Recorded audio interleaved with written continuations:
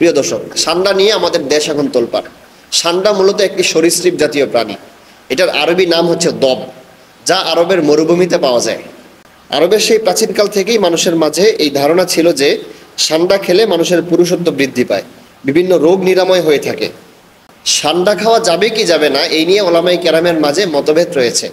হযরত আব্দুল্লাহ ইবনে আব্বাস রাদিয়াল্লাহু তাআলা আনহু থেকে বর্ণিত, তিনি বলেন, আমি এবং খালিদ ইবনুল ওয়ালিদ রাদিয়াল্লাহু তাআলা আনহু নবীজির সাথে হযরত মাইমুনা রাদিয়াল্লাহু তাআলা আনহার বাড়িতে গিয়েছি। তখন নবীজির সামনে দব বা সান্ডা ভুনা করে দেওয়া হয়েছে।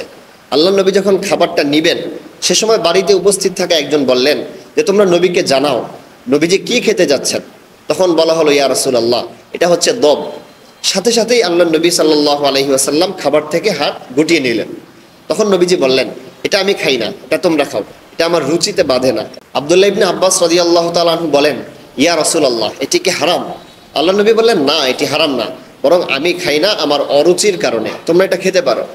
তখন হযরত খালিদ ইবনুল ওয়ালিদ রাদিয়াল্লাহু তাআলা আনহু সান্ডার পাত্রটি নিলেন এবং তিনি নবীজির সামনে এটি খেলেন।